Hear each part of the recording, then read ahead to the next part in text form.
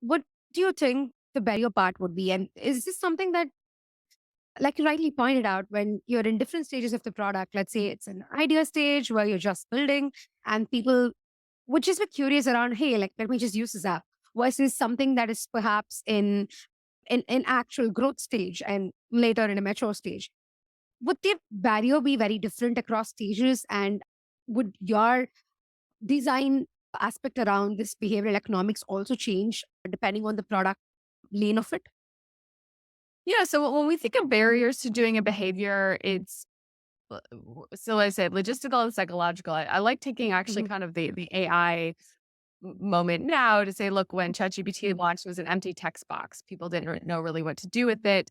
An empty text box is logistically not that difficult. We all understand what it is, but psychologically it is because Hmm. what should I be putting in there? You could ask it anything.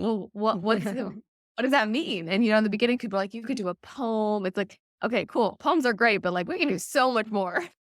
You could upload a document at this point and get feedback on your legal. There's just so much you could do. And so if you think about the progression of what ChatGPT has done or these other any kind of interfaces, we've given people templates and prompt Hmm. ideas.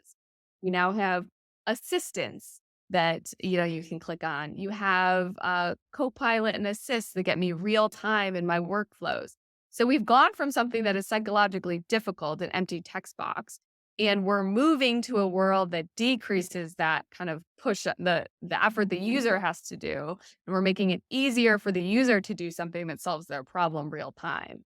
And so you can only imagine the future of this, which is it's not, it's much easier than the empty text box. It's much easier than probably a template or a prompt. And it's really helping me real time to do the thing I want to do. And that innovation is just making something easier. At the base level, Yeah. we're reducing barriers to the core model that's Hmm. behind the scenes for the user to interact with it in a way that solves their problem. Yeah, yeah, totally. And what I really enjoy about this is that as much as it's very innovative, I think it reduces the fear that a user would have in getting started with something, because most of the barrier happens without the knowledge in terms of, hey, like what am I really supposed to do with this? And while as product builders and founders, we think it's super innovative to let them explore, like let them find a way out of what they see. It's often like you mentioned, like, yeah, this can do all of these things, but like, what am I really supposed to do kind of question comes with users. So, as much as I see the barrier part helps them do more and take benefit more, I think it also reduces the fear quotient. It also reduces a lot of uncertainty that would go on with them as they just get started with the products. Yeah. Yeah. I mean, I think most products just need people to start. So Mhm. if you're a mobile app, the idea of solving for day 30 is very funny because people drop at day 2. Uh, and Exactly. so and and so you need to make things easy enough for people to continue and motivating enough for them to want to continue. And we Mhm. tend to overestimate the likelihood that people get stopped by small frictions or underestimate the likelihood. So we basically, one time we removed an empty, again, back to these empty text fields, but we removed an empty text field from a sign up flow and increased page over page conversion by 40%. Now, Wow. people get distracted, they don't understand, they procrastinate. You have to make things. Each page is a cost benefit analysis. Is somebody saying, is this easy enough Mhm. and interesting enough for me to keep going? And if it is, they keep going. And if it's not, they get distracted by the 15,000 things that we have to do in the world that aren't, downloaded.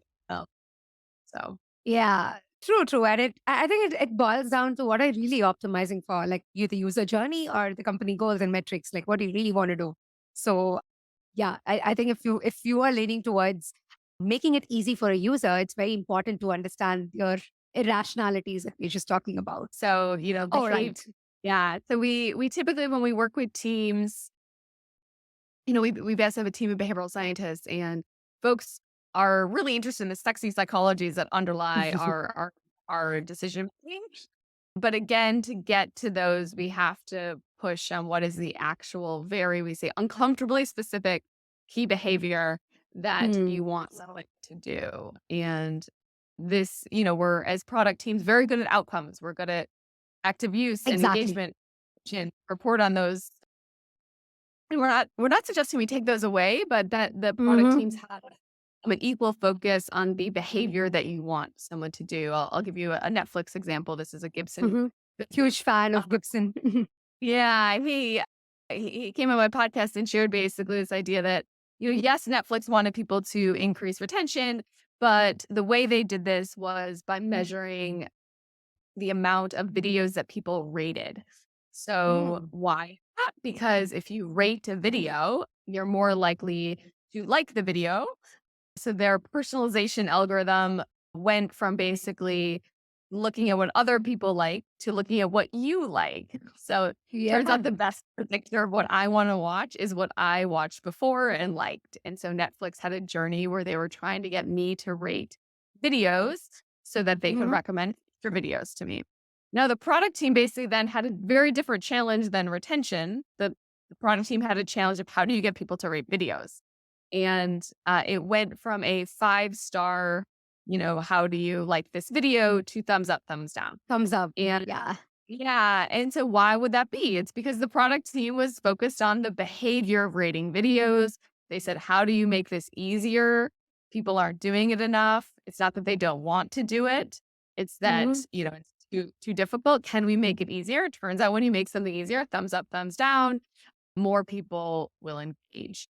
And so when Yeah. we think of that, it's a nice example of saying going from a business metric, retention, to a user behavior metric. And you want to correlate those. These are proxies for outcomes.